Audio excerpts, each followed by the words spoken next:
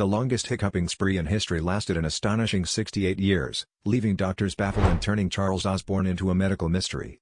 Imagine hiccuping non-stop from 1922 to 1990. Osborne experienced this relentless condition with a frequency of 20 to 40 hiccups per minute at its peak.